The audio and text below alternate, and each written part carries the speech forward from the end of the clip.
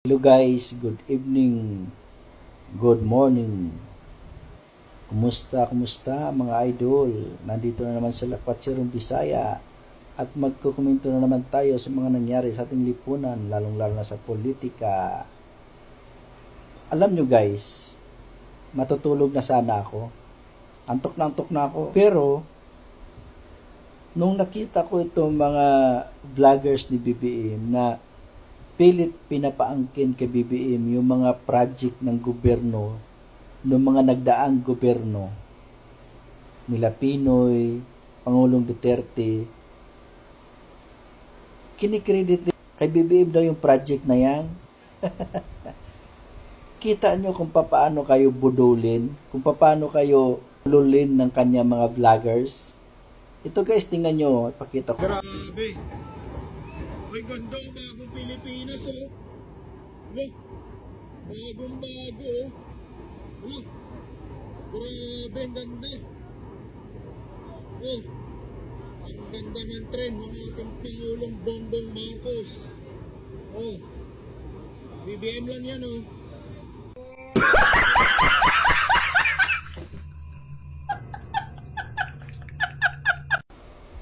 Tanga mo boy, tanga-tanga mo. Oh, ay, grabe. Oh, ang ganda. Ang ganda, guys. Oh, ang ganda. Ang ganda ng bagong trend, guys. Oh, ay, grabe. Sobrang lamig. Sobrang lamig.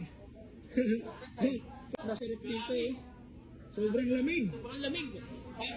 Grabe. Sobrang lamig. Ay, grabe. Okay. Sobrang lamig. Ayun. Harap. So, yung mga vloggers na yun guys, yun yung silang mga nagpapakalat ng mga maling information sa mga taong bayan. So ngayon, kung ikaw ay loyalistang tanga, uto-uto, talagang maniniwala ka na, wow, ang galing ni BBM. Wow, talagang pinipraise mo si BBM. Talagang gagawin mo na siyang santo. Kahit na anong pangbabatikos ng mga kalaban ni BBM sa kanya. Hindi si BBM umiimik. Hindi nagsasalita. Hindi gumaganti. Wow, ang bait-bait talaga ni BBM. Ganun ang mga loyalistang tanga. Kahit na ginagawa na silang tanga ng mga vloggers at ni BBM, maniwala pa rin sila. Lalo na pag makikita nila si BBM. Ito, pakita ko sa inyo si BBM mo. 2, 3. Ladies and gentlemen, we just witnessed the inauguration of the 4th generation train of the LRT Line 1. Diba? Mukhang sa kanya talaga yung project, diba? Pero hindi yan sa kanya, guys. Photo off lang niya yan. Naangkin lang niya yung hindi naman sa kanya.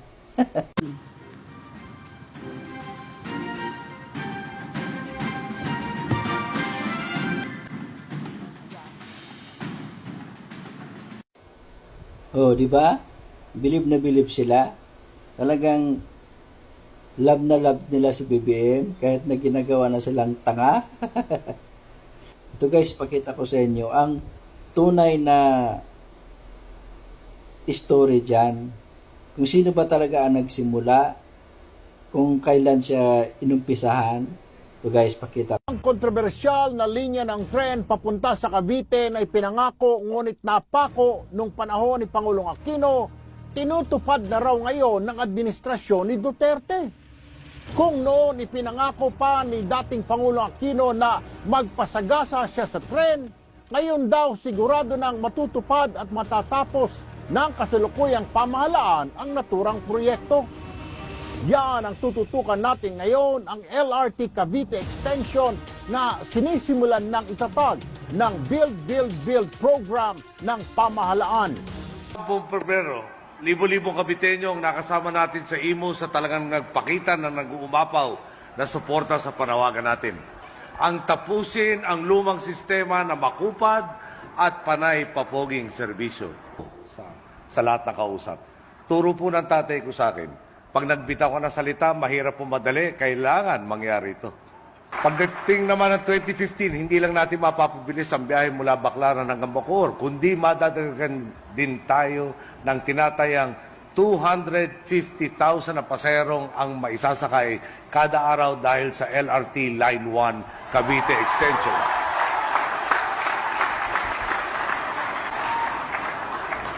At pag hindi ho nangyari ito, nandiyan po si Secretary Abaya, no, na makakasiwa ng proyektong to, dalawa na kami magpapasagasa siguro sa tren.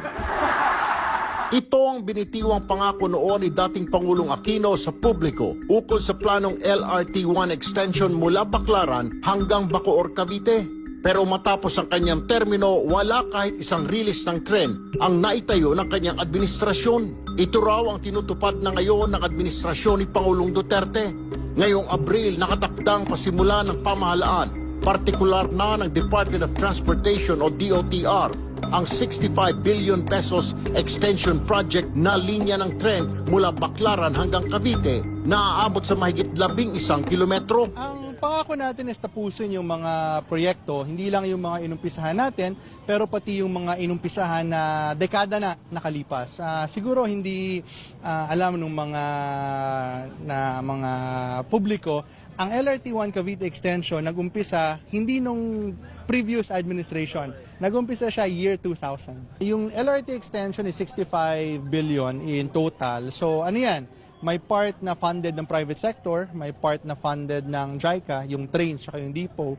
Tapos may part din na funded natin. So total, all in all is 65. Aminado naman ang opisyal, malaki ang naging hadlang sa pagsasaayos ng mga right-of-way sa mga dadaanan ng riles kaya hindi ito agad naipatupad ng mga nakaraang administrasyon. Pero dahil sa political will ng kasalukuyang administrasyon, naayos nila ang problema. Hindi ko alam kung bakit hindi nagawa dati, pero si Secretary Tugade kasi talagang tutok yan eh.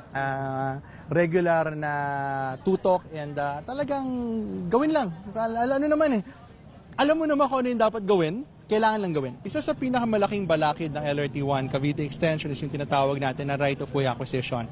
Dun sa package 1, mula Baclaran, papuntang Sukat, 100% tapos na tayo sa right-of-way, kaya nakaakma na tayo mag-umpisa ng construction sa April. Sa Abril pa sisimula ng proyekto pero ang mga kontraktor ng proyekto nasa lugar na para paghandaan ang pagsisimula sa LRT extension. Positibo naman ang pagtanggap ng publiko sa naturang proyekto. Malaki talaga. Siyempre, sa traffic, yung mga siksikan, siyempre maganda na ng tao. Mabilis yung tawag dito.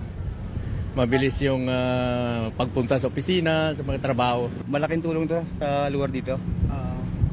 Lalo na sa traffic. Pero ang ilan hindi maiwasang magpatutsada sa administrasyon ni Pinoy. Siyempre, nainis kami dahil puro pangako.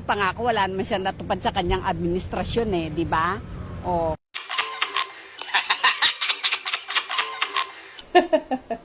Puro pangako lang si Pinoy. Parang BBM din, puro pangako lang din, di ba?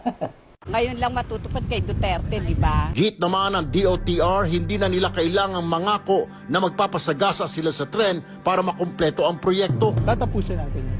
Inaasahan sa 2021 tapos na ang proyekto kaya nakalinya na raw ang panibagong extension ng tren mula naman sa Bacoor hanggang Dasmariñas sa Cavite.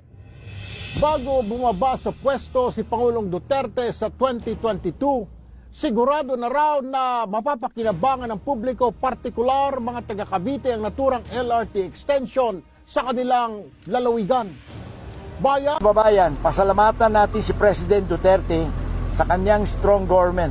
Kung hindi dahil sa strong government policy ni President Duterte, hindi natin nagawa itong mga right of way na ito, hindi natin na-accomplish yan, hindi natin matatayo ito.